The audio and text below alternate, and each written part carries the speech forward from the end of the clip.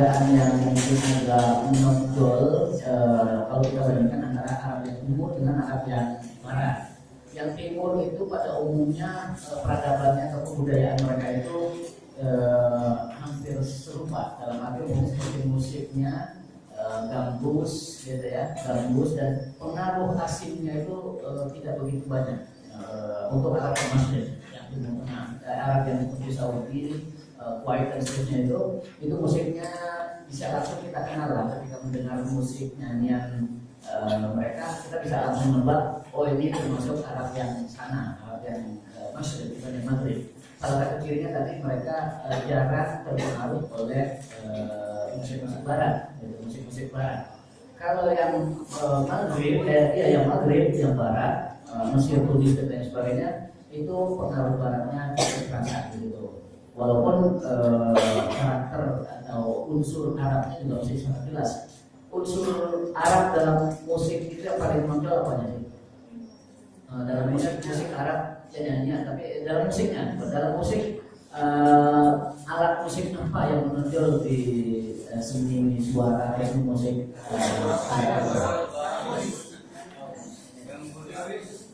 biola itu hampir ada di semua tradisi atau budaya musik di negara. Nah itu juga termasuk sangat menonjol. Tetapi dari irama atau intonasi lagu-lagunya itu yang di Arab Mesir atau Arab Barat tadi Maghrib sudah sedikit banyak dipengaruhi oleh budaya-budaya luar. Kenapa? Kenapa sampai ada perbedaan itu? Karena umumnya negara-negara Arab yang di Barat tadi sudah pernah dijajah oleh negara Barat. Mesir pernah dijajah oleh Inggris, pernah juga dijajah oleh Prancis. Aljazair bahkan cukup lama dijajah oleh Prancis, bahkan pernah bahasanya di sana itu bukan bahasa Arab, bahasa Prancis yang dikenakan atau diberlakukan oleh pemerintah Prancis waktu itu. Sekolah-sekolah semua berbahasa Prancis, sehingga banyak sekali lulusan sekolah dalam negeri Aljazair itu yang tidak bisa ngomong Arab, banyak. Maka kemudian ada kesadaran muncul untuk kembali kepada bahasa Arab. Termasuk berarti kalau sudah ada pengaruh dari sekolah itu, pengaruh di musik, pengaruh di macam-macam banyak sekali. Nanti ya beberapa perbedaannya. Khusus untuk Mesir, selain tadi dipengaruhi oleh budaya-budaya barat seperti Inggris dan Prancis sebagai negara modern pada masa penjajahan, itu jauh sebelum itu Mesir sudah punya peradaban juga, sudah punya kebudayaan juga. Nah, kebudayaan yang lama, yang panjang dalam sejarah Mesir itu juga mempengaruhi cara berpikir mereka, cara bersikap, cara berhubungan dengan orang lain dan seterusnya. Maka kita akan mengenal kalau sudah lama misalnya berinteraksi atau bergaul dengan orang Mesir, begitu kita pergi ke negara lain melihat ini orang Arab terus tingkah lakunya begini begitu atau ngomongnya begini begitu, dengan mudah kita bisa mengenal bahwa orang Mesir. Nah, sangat mudah kita kenal. Yang pertama yang paling menonjol dari orang Mesir itu ngomongnya banyak. Ini ciri khas ini, ngomongnya banyak. Mereka nggak malu bertanya, mereka ya dalam batas-batas tertentu bahkan boleh bilang mereka itu sok tahu. Sok tahunya ya saking merasa tahu karena negaranya negara hebat, Mesir pernah punya peradaban yang sangat tinggi, ya, peradaban masa Fir'aun dulu, dan nabi juga ada sejumlah nabi yang singgah di Mesir. Nah, itu mereka timbul dalam diri mereka kebanggaan luar biasa, sehingga akibat negatifnya mereka kadang-kadang sok tahu. Gitu. Tapi ada bagusnya, ini terus berhubungan dengan umpamanya sekarang di Indonesia kan sedang diterapkan kurikulum 2013 ya. Apa sih ciri menonjol dari kurikulum 2013 itu? Pernah bertanya atau pernah memperhatikan enggak? Apa ciri menonjol, perubahan apa yang terjadi di kurikulum 2013 dibandingkan dengan kurikulum sebelumnya? Kenapa? Iya, kita siswa dari dalam kurikulum itu dituntut untuk aktif. Dulu kan sudah ada cara belajar siswa aktif macam-macam. Nah ini disuruh berpendapat, disuruh siswa itu sebisa mungkin berpendapat, mengungkapkan pendapatnya. Nah memang ini berangkat dari kenyataan. Kalau kita lihat dalam nanti terkait dengan budaya gitu ya, dalam konteks di dunia internasional, bukan cuma anak Indonesia yang mampu malu bicara, orang tua Indonesia juga banyak sekali yang malu bicara. Saya sering mengikuti konferensi-konferensi internasional, sidang-sidang internasional umpamanya. Itu delegasi dari Indonesia kadang-kadang jumlahnya 10 orang, dan negara lain kadang-kadang jumlahnya cuma 2, cuma 3. Tapi dari 10 orang itu yang bicara 1, mereka dari yang 3 bicara semua 3. Itu kan jelas perbedaannya. Jadi orang kita itu banyak yang malu, takut salah, belum apa-apa belum berbuat sudah takut duluan, leader. Nah ini kurikulum 2013 diubah mau mengarah ke sana. Nah orang Mesir sejak kecil yang sudah dibiasakan di sekolah itu untuk mengungkapkan, mengekspresikan pendapatnya, bertanya lah apalagi sudah besar, sudah dewasa, dengan mudah sekali ngomongnya nggak bosan kalau kita mereka nyambutnya nggak bosan, bukan kita kadang-kadang berbosan kalau ngomong sama orang Mesir itu, saking banyaknya bahan atau saking nafsunya mereka untuk mengungkapkan yang pendapatnya. Itu ciri salah satu ciri orang Mesir. Jadi jangan pokoknya nanti kita berhadapan itu dalam budaya itu berhubungan dengan orang Mesir, ya kita harus pada-pada juga mencari bahan omongan apa saja mereka suka, apa saja gitu. Mereka suka dengan orang yang suka ngomong. Ciri lain, nah ini peradaban budaya. Mengapa sih sekarang kita perlu mengenal seperti ini? Ya kita kan akan berinteraksi dengan mereka. Selain di kampus, kita akan berinteraksi dengan masyarakat. Salah satu kegagalan mahasiswa kita dalam menyerap banyak dari orang Mesir itu karena mereka diantaranya membatasi hubungannya itu hanya sebatas di kampus. Itu pun yang dulu dan sekarang tidak terjadi. Itu pun dari sekian jumlah mahasiswa Indonesia yang rajin ke kampus bisa dihitung sekian persen. Nah yang lain kemana? Pada ngapain? Yang lain ada yang sibuk dengan organisasi kedaerahan, ada yang sendiri di rumah sibuk main bola dan seterusnya. Sementara interaksi atau hubungan dengan masyarakat orang Mesirnya itu sangat jarang. Nah, karena sangat jarang, ya wajar 4 tahun kuliah di sana nggak tahu orang Mesir itu sebetulnya karakternya apa, bagaimana, dan nggak tahu banyak tentang Mesir. Nah, ini kalau kita akan belajar di sana, kita mau nggak mau akan berhadapan. Dan saran saya jangan takut berhadapan atau bergaul dengan orang Mesir, walaupun memang kadang-kadang menyebalkan. Dan orang Mesir, orang Indonesia juga ada yang menyebalkan kan? Orang Indonesia juga banyak yang menyebalkan. Dari sisi umpamanya keamanan saja, keamanan atau rasa aman, ada keamanan dan rasa aman. Dari sisi rasa aman, kita kalau naik angkot di Indonesia itu rasa mana? Saya coba meskipun ada kendaraan gitu, kadang-kadang saya coba naik angkot. Itu rasa nggak amannya kadang-kadang muncul gitu. Melihat orang, tatapan orang itu kayaknya kok ini semua gitu. Orang-orang di sekitar itu tatapan yang curiga, di samping curiga terus khawatir. Nah, di sana hal itu tidak begitu kelihatan. Artinya apa? Kalau tatapan muka wajah orang itu, mata orang tatapannya tidak curiga atau tidak khawatir, itu menandakan bahwa keadaan di situ itu baik-baik saja, aman-aman saja. Tapi kalau dalam kendaraan kita lihat tatapan muka orang kok kayaknya sangat khawatir, nervous dan kencang, itu sangat besar kemungkinan di situ sering terjadi kejahatan. Nah, itu di Mesir untuk yang hal-hal seperti itu relatif lebih aman, gitu ya, lebih aman mereka. Itu salah satu karakter orang Mesir tadi ya, banyak ngomong karena memang dilatih sejak kecil mereka berbicara. Tapi itu jeleknya mungkin kita baru bisa anggap mereka ya itu tadi sok tahu. Tapi baiknya itu akan melahirkan sosok yang boleh dibilang biasanya memenangkan dalam diskusi-diskusi, dalam debat, dalam perundingan itu biasanya orang yang begitu yang banyak ngomong gitu. Dan sekali lagi saya juga beberapa kali mengikuti perundingan baik antara Mesir dengan Indonesia ataupun Mesir dengan negara lain. Sering sekali Mesir menang dalam perundingan itu karena memang pintar berargumentasi, pintar berbicara. Jadi sisi itunya bolehlah kita ambil, sangat bagus. Kita bersahabat dengan orang Mesir.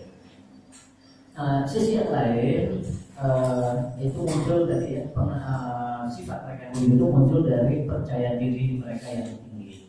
Sekarang timbul pertanyaan berikutnya, kenapa sih mereka sampai punya percaya diri yang tinggi dan pede banget itu kenapa?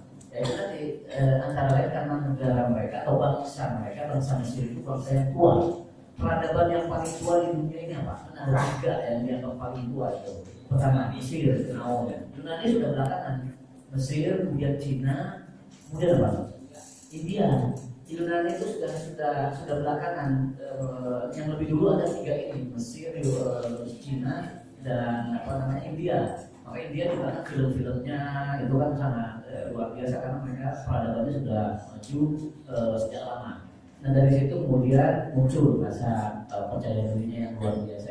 Belum lagi kemudian dari sisi lain, dari sisi kekuatan fisik, kekuatan militer tentaranya, Mesir memang dalam waktu yang cukup lama itu merupakan pasukan tentara yang sangat bagus. Bahkan ada hadis ini saya kira perlu juga. Ada hadis suatu saat Rasulullah SAW bersabda itu yang maknanya kurang lebih bahwa umat Islam yang berada di negara atau di lokasi yang sekarang disebut Mesir itu disebut sebagai khairu ajnadi dunia atau khairu junu di dunia, tentara terbaik di dunia, tentara terbaik di dunia. Buktinya sudah jelas waktu perang melawan Israel tidak ada negara Arab satupun yang berani apalagi menang.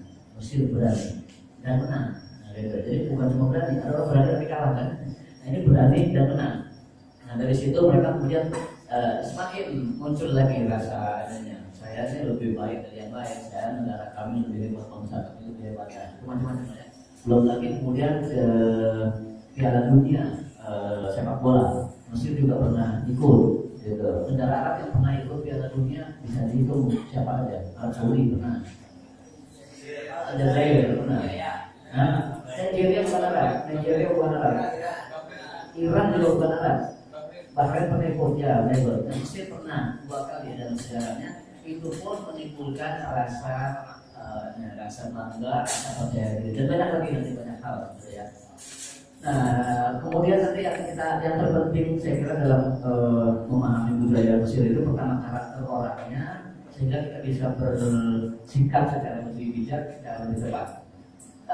Selain tadi orangnya aktif atau suka bicara, banyak bicara, yang kedua yang mungkin juga perlu patut kita cermati, mereka suka basa-basi.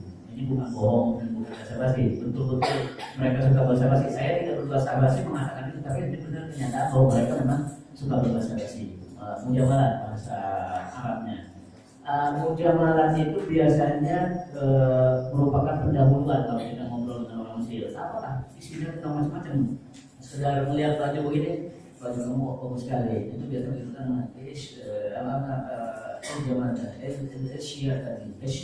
Asyaka itu apa ya? Chic, tahu nggak chic? Chic itu dari bahasa Prancis tapi kemudian diserap ke dalam bahasa Amiya Mesir. Chic itu artinya apa ya? Ganteng gitu, atau tampan. Nah, pakai baju yang kemudian membuat kita tampan, nah, gaya seperti itu namanya syaka. Nah, kadang-kadang kalau kita bergaul berbicara dengan orang Mesir dengan pakaian yang agak rapi lah gitu, nah, mereka itu mulainya syaka itu. Betul, baju kamu bagus betul. Sudah bisa macam-macam. Kita juga bisa menyambut omongan itu dengan gombalan lah, dengan bahasa-bahasa yang macam-macam. Oh iya, saya belinya dari itu saja ngomong video itu bisa lebih dari 5 menit, bisa 10 menit gitu kadang-kadang. Untuk sekedar bahasa, tapi enak. Jadi nggak sunyi, nggak apa ya. Kadang-kadang orang baru berkenalan ngobrol apa, bingung mau ngomong apa, udah nanya ini kok habis materi, nah, mereka banyak materinya. Apapun ditanya, dan saya kira bisa kita contoh.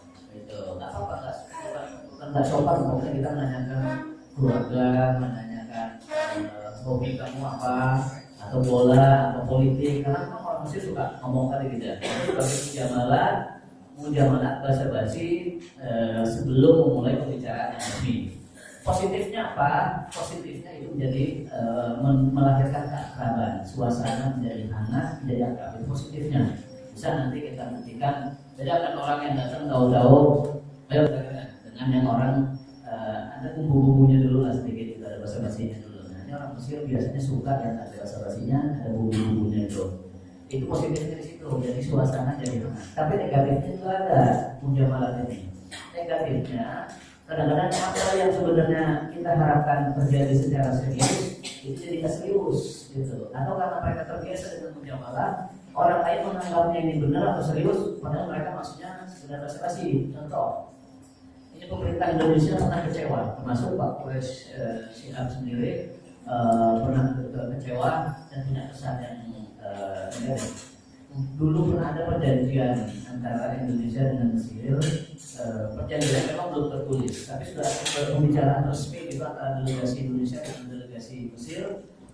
Waktu itu sampai pada kesimpulan Mesir akan membantu Indonesia memberikan apa pokoknya. Wah, sekali orang Indonesia ditulis di koran, ya kan, diberitakan di mana-mana bahwa Mesir akan membantu Indonesia dalam hal apa? Saya lupa tentang membantu kemudahan Indonesia. Ditunggu-tunggu entah sebulan, 2 bulan ditanya lagi apa gitu sampai berikutnya sudah ada perkembangan. Nah, rupanya buat orang Mesir itu hanya basa-basi. Insya Allah kami akan bantu. Kemudian insya Allah kami akan bantu. Insya Allah. Tapi kan dari hasil insya Allah yang kapan, bagaimana? Maka kemudian kita jangan mudah percaya. Bukan berarti tidak semua ya. Ini ketika kita bicara begini jangan anggap kemudian semua orang Mesir begitu. Enggak. Tapi ini adalah sebagian besar. Jangan beranggapan semua. Karena ketika umpamanya mohon maaf di Indonesia juga ada ucapan umpamanya ini sekali maaf di masyarakat Indonesia ada mengatakan suku tertentu pelit umpamanya, kan bukan berarti semua orang yang dari suku itu pelit, tapi mungkin kebanyakan atau banyak orang yang berasal dari suku itu kebetulan kok pelit, tapi yang nggak pelit juga banyak. Nah itu ketika kita mengatakan tadi orang Mesir begitu juga jangan dikira semua, tapi itu kebanyakan atau banyak di antara mereka. Nah, jadi pandai-pandai ketika berbahasa basi dengan orang Mesir ini arahnya kemana? Ini orang benar-benar serius atau harus sekedar bahasa basi saja bumbu dari pembicaraan. Nah, orang Indonesia yang waktu itu bernegosiasi atau berdebat atau bernegosiasi dengan orang Mesir belum tahu karakter orang Mesir seperti itu sehingga menangkap secara serius apa yang sebenarnya mereka anggap ini sekedar bahasa basi. Insya Allah. Jadi kita masa pokoknya saya ditanya bagaimana Pak nanti saya mau ini momennya kalau saya tanya Bapak suatu lewat email, oh boleh silakan, masa saya bilang enggak. Jadi sebagai bahasa basi saya juga bilang boleh silakan gitu. Tapi apakah semua email atau pertanyaan yang masuk bisa terjawab? Saya jawab kan juga belum tentu. Bisa jadi bukan penting tidaknya pertanyaan itu waktu melihat macam-macam. Nah ini orang Mesir juga begitu. Jadi saya kira perlu kita ketahui karakter yang begitu. Yang berikutnya lagi yang perlu kita kenal ya dari Mesir tadi sisi keamanan atau rasa aman kita ketika berkendaraan sedikit banyak sudah. Kemudian kejujuran. Nah kejujuran ini yang juga agak mungkin sulit kalau mau kita bilang di Indonesia terjadi agak sulit. Naik kendaraan umpamanya misalnya kita pakai karcis. Kalau kita di bis ini kan ada yang pakai ada enggak ya. Kalau di Jakarta pakai karcis bayarnya, tapi di sana kan bis kota pun itu nanti pakai karcis, ada tiket yang berkarcis, bayarnya sama kondektur. Nah itu biasanya kalau di Indonesia umpamanya sering kita temukan orang kalau nggak diminta oleh kondektur yang keliling, ya kan kembali lagi kok gitu. Itu kan sebetulnya sebuah sikap ketidakjujuran. Naiknya mau bayar atau enggak? Pertanyaan gitu, kamu sudah naik bis itu, tapi kok bayar apa? Walaupun nggak ditagih sebetulnya harus bayar. Nah di sana kan begitu. Jadi orang pokoknya kondektur duduk di belakang bis bagian ada kursinya di sana itu kondektur itu duduk di kursi, orang yang naik dari depan itu sini tolong sampai itu kan kejujuran karena merasa saya sudah naik mobil saya harus bayar gitu, jangan nunggu ditagih. Kalau di Indonesia kan ditagih aja kadang-kadang nggak semua, sekali lagi nggak semua, tapi banyak. Nah, sisi itu sangat menonjol sehingga bisa kita anggap ini sangat positif dan perlu kita tiru, kita bisa praktekkan dalam kehidupan kita sehari-hari. Gitu. Nah itu semua kalau mau dirunut lagi ke belakang, gaya atau budaya yang seperti itu, kebiasaan budaya seperti itu dipengaruhi oleh banyak hal. Terutama itulah di tanahnya budaya Mesir yang sangat maju sebelumnya, punya pengaruh budaya luar, barat, dan juga punya pengaruh dari Islam. Islamnya itu juga sangat menonjol di sana. Saya kira tujuan dari itu pengaruh dari Islam itu, karena Islam mengajarkan betul. Karena Islam masuk ke Mesir itu langsung melalui tangan sahabat, berbeda dengan kita. Kalau Islam masuk ke Indonesia melalui tangan siapa? Pedagang yang juga bukan sahabat gitu ya. Masih sudah generasi berikutnya setelahnya gitu. Nah berbeda dengan sahabat yang pernah mendengar langsung ajaran dari Nabi atau melihat langsung ajaran dari Nabi dengan pedagang yang kehidupan sehari-harinya akan berbeda, pemahaman mereka terhadap Islam itu berbeda. Nah, sehingga begitu Islam diajarkan oleh pedagang di kehidupan masyarakat Indonesia, tingkat pemahamannya, tingkat kedalamannya berbeda dengan yang terjadi di Mesir. Jadi yang kita rasakan betul kita setujuan. Sekali kita semua, kita ada juga yang suka bohong ada. Nah, tapi dalam yang secara umum begitu itu bisa kita rasakan dalam naik kendaraan umum.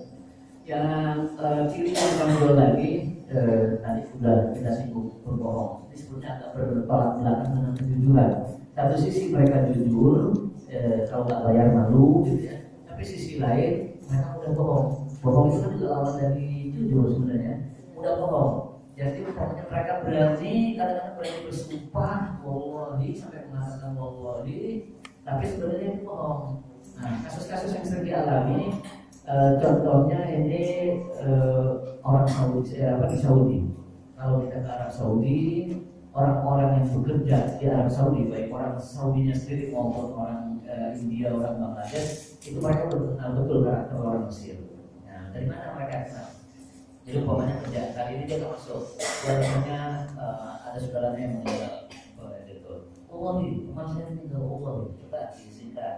Nah besok beberapa hari nanti kita masuk lagi. Alasannya katanya ada lagi tetangganya. Nah awal dulu meninggal, Allah nih meninggal, Allah tidak akan masuk. Nanti ada lagi saudara jauh, Allah nih dulu, Allah semuanya gitu. Lama-lama kucing meninggal juga nggak masuk kerja. Jadi mereka udah berani bersumpah hanya demi itunya. Itu umum banyak terjadi kita temukan di orang Mesir.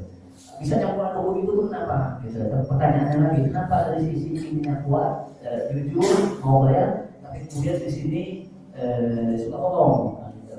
Nah mereka tadi, kalau kita yang mengamati sifat orang Mesir seperti itu karena mereka merasa tinggi tadi, merasa punya sejarah yang panjang. Lalu kemudian tidak sanggup menghadapi kenyataan yang sepele-sepele. Itu biasanya orang begitu.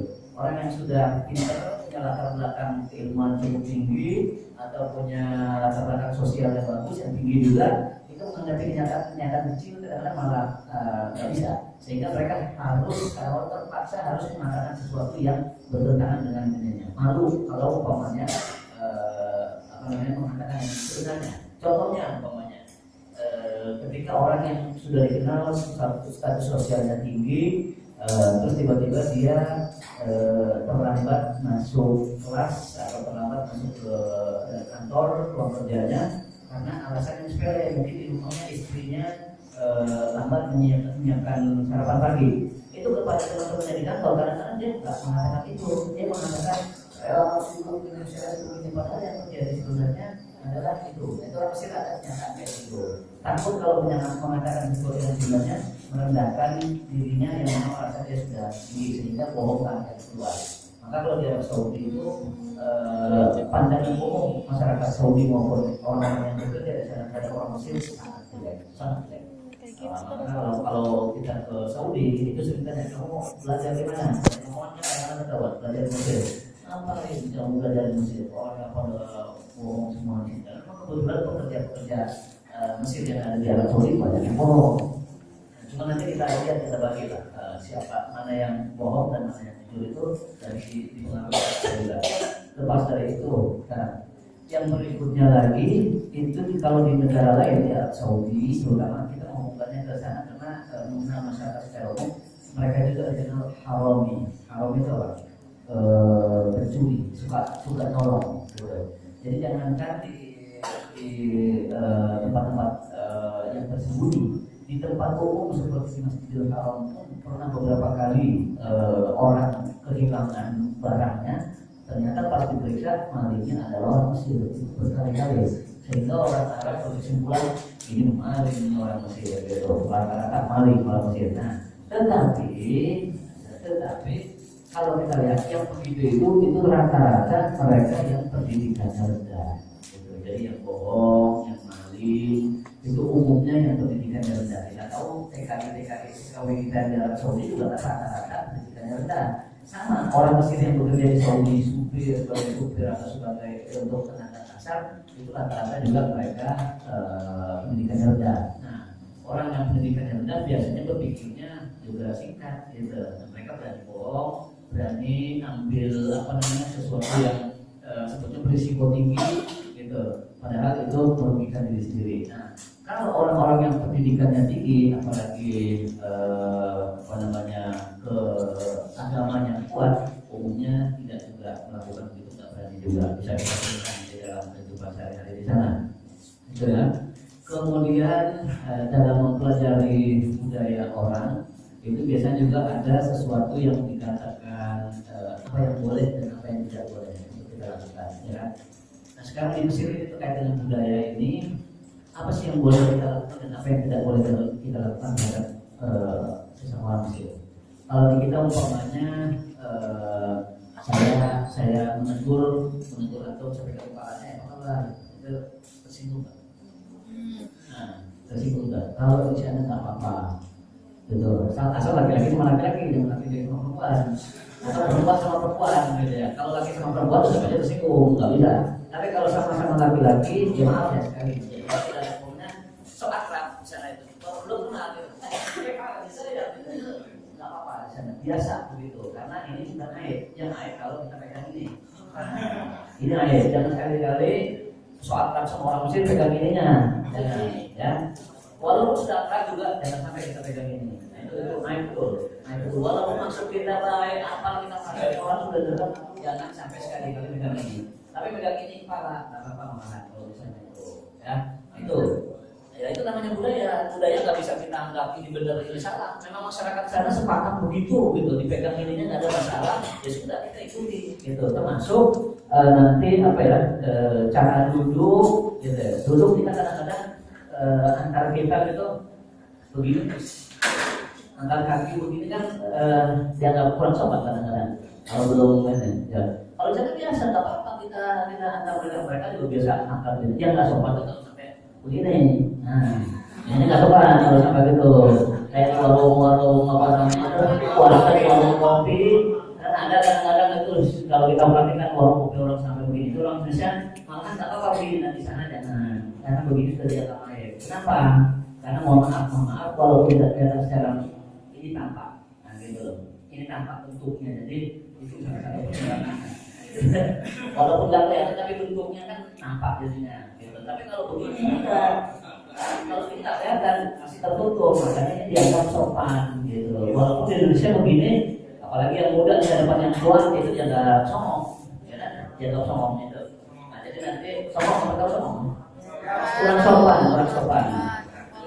Gitu. Itu jaga kurang sopan.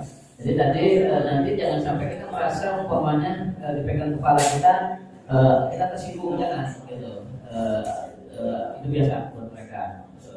Terus satu kunci lagi ketika kita bergaul dengan orang Mesir, berdasarkan latar belakang budaya mereka, itu mereka di samping tadi suka mujamalah, mereka sangat suka dipuji. Memang semua orang nggak ada yang nggak suka dipuji. Saya juga senang dipuji kan.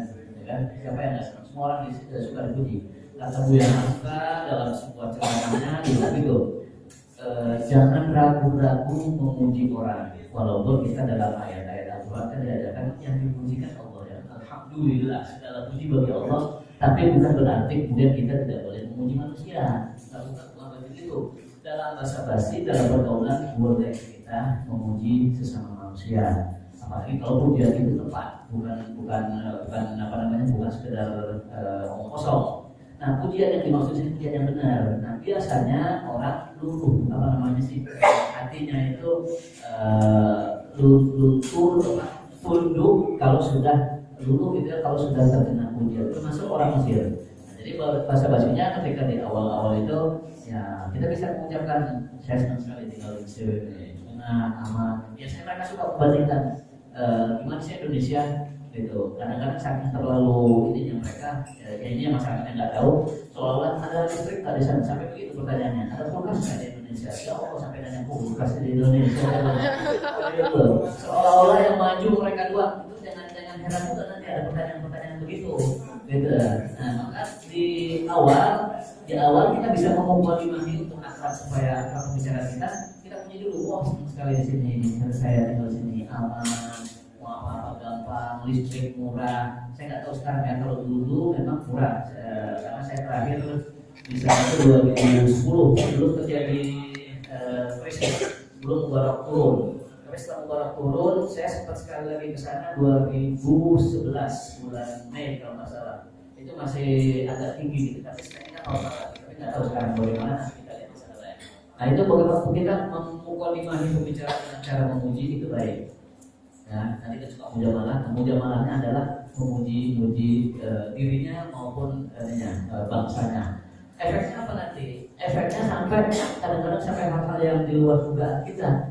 Biasa umpamanya kita belanja barang, sayuran, buah-buahan itu dipasang di situ harga kilonya umpamanya 5 pound, 10 pound. Tapi kalau kita pintar memuji si penjual, memuji negaranya, itu kadang-kadang ya udah buat kamu ini 4 pound aja, nggak usah diimpor. Kadang-kadang itu terjadi, sering, bukan cuma kadang-kadang, sering. Saya mengalami. Jadi kadang-kadang jadi pintu, jadi kalau saya lagi cekak gitu ya, ngobrol dulu yang panjang, assalamualaikum, yang negaranya ternyata dari harga 5 pound bisa turun menjadi 4 pound gitu. Jadi pintar-pintar kita mengambil hati, termasuk ya orang Mesir itu termasuk orang yang suka dipuji, dalam rangka kita mengambil hati mereka. Dan itu sah-sah aja selama pujiannya benar. Yang nggak benar udah jadi seorang yang gila, kita bilang kamu hebat sekali, betul orang yang gila. Tapi kalau pujian yang secara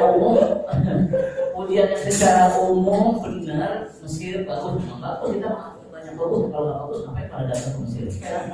Ngapain pada mau kuliah di Al-Azhar kalau Mesir nggak bagus? Nah itu harus kita akui gitu. Nah, dari situnya kita masuk, apalagi arahannya dan seterusnya, ya. Nah itu budaya Mesir yang kira-kira hal-hal yang sangat menonjol di antara orang Mesir. Nanti ada yang lain-lain. Bagian berikutnya sekarang kita mau sedikit dari segi bahasa. Walaupun kemarin mungkin Dr. Usman ya, Dr. Usman Ahmadi. Usman Ahmadi ya, Ahmadi Usman. Itu sudah menyampaikan bahasa-bahasa sedikit pengantar tentang ilmiah mungkin ya.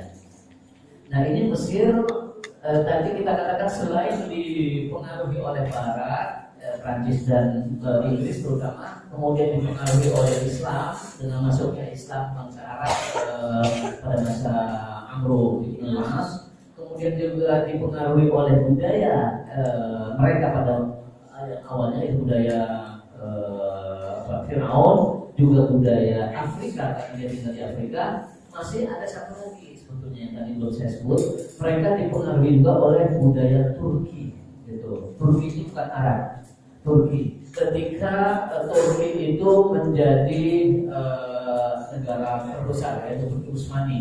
Nah, ketika Turki Utsmani itu kan khilafah ada di Turki, mereka yang pegang gitu. Sehingga negara-negara Islam yang lain itu hanya dianggap sebagai negara bagian atau gubernuran. Nah, Mesir ketika itu menjadi bagian dari Turki, gubernuran atau gubernuran provinsi. Nah, negaranya adalah di Turki, sedangkan Mesir hanya sebagai bagian. Pemimpin yang ada di Mesir itu dikirim dari Turki dan orang Turki. Nah, dengan masuknya itu maka masuk pula pedagang-pedagang dari Turki ke Mesir, masuk pula bangsawan-bangsawan Turki ke Mesir, bercampur baur dengan masyarakat Mesir. Nah itu pengaruhnya nanti ke bahasa dan ke tradisi. Salah satu bahasa yang paling yang terpengaruh adalah bahasa Amiannya itu. Coba bisa menyebutkan kepada saya beberapa kata Amian yang mungkin sudah diajarkan kemarin. Wais,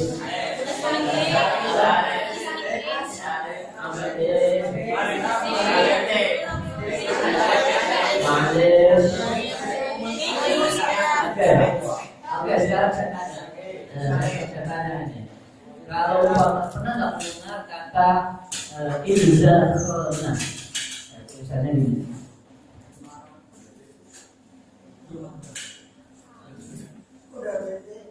atau mereka bacanya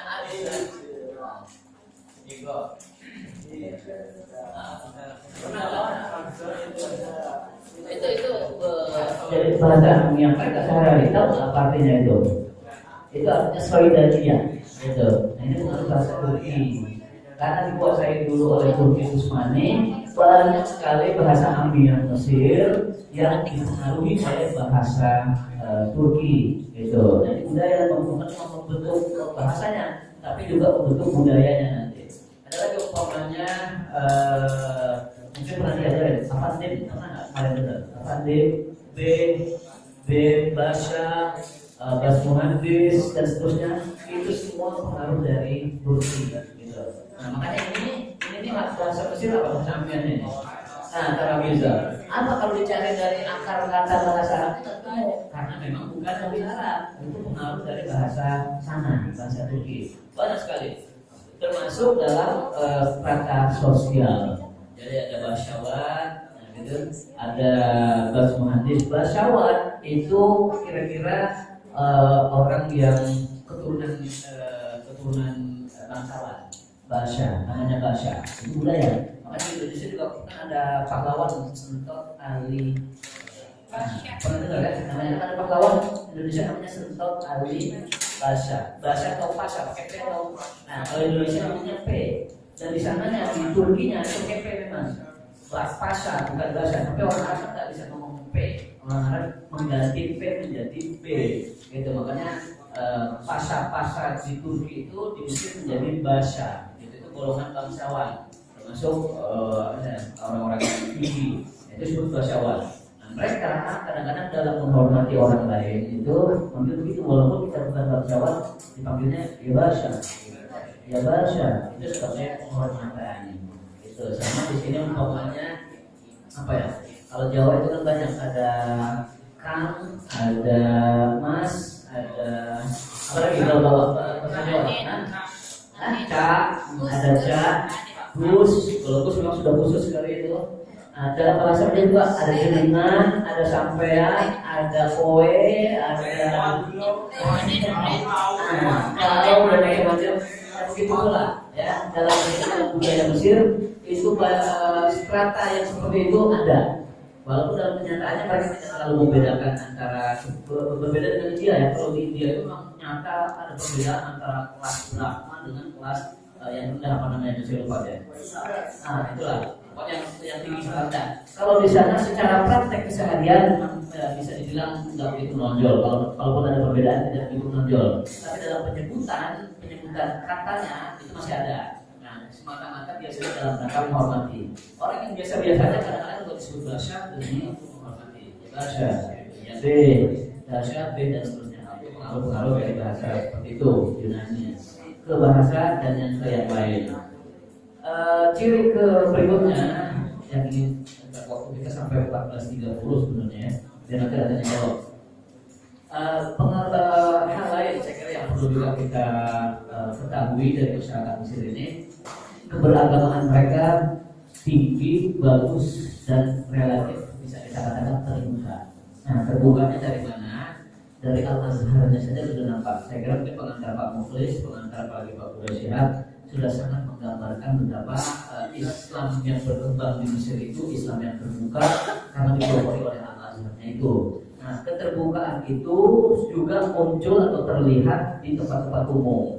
Mereka nggak segan-segan, umpamanya baca Quran di pinggir lapangan bola, gitu. Orang-orang dia ikut nonton, pergi sama teman-temannya ikut nonton bola, umpamanya. Tapi bawa Quran juga di saat-saat tertentu mungkin lagi nggak senang sama permainannya, ya keluar Qurannya dia baca, gitu. Kalau di Indonesia kan kita norak loh baca Quran di lapangan. Kalau di Indonesia, kadang-kadang hari ini, gitu. Di Indonesia itu kadang-kadang yang begitu itu di apa ya, dicemoohin sama masyarakat. Padahal kan apa salahnya sih orang baca Quran di mana saja, asal jangan di tempat-tempat kotor gitu loh, ya kan? Asal jangan tempat kotor. Nah itu yang begitu mereka biasa dan tidak ada yang merasa tidak ada yang salah, tidak ada yang tersinggung. Walaupun orang Kristen sendiri, kalau di sana melihat begitu nggak merasa ada apa-apa, kita belum gitu. Kadang-kadang dia suaranya bermacam-macam, norak lah, apa macam-macam ya. Nah itu. Apalagi kemudian dari situ kemudian kita bisa menangkap peniru. Makanya dalam beberapa Ramadan terakhir di Indonesia ini bisa kita lihat fenomena yang lumayan bagus saya kira ya. Ada satu dua kita temukan pokoknya di kereta yang dari Bogor Jakarta itu KRL atau di Trans Jakarta. Karena kita lihat ada juga orang yang bulan puasa terutama, sayangnya ini masih bulan bulan puasa doang, tapi nggak apa-apa daripada dianggap norak, dan ini bukan dianggap norak. Di bulan puasa ada satu dua orang kita lihat memegang mushaf. Jadi daripada ngobrolnya enggak, gitu. Daripada melakukan pelecehan seksual, ya kan banyak di Trans Jakarta itu beritanya kan begitu, melakukan pelecehan seksual, saling menyalahkan, yang perempuan nyalahkan laki-laki, usil, yang laki-laki nyalahkan perempuan, lu sih pakaiannya begitu, siapa yang kasih? Jadi ada benar, ya macam-macam. Itu ya saya kira beberapa hal yang mungkin nanti akan kita buka ada kesempatan untuk dialog. Ini sebagai pengangkat beberapa hal terkait dengan budaya, iya tidak atau boleh tidak bergaul dalam hal bahasa seperti apa dan ciri-ciri umum perilaku budaya masyarakat Mesir. Silakan kalau ada yang ingin diperdalam, kita buka sampai batas waktu. Ya.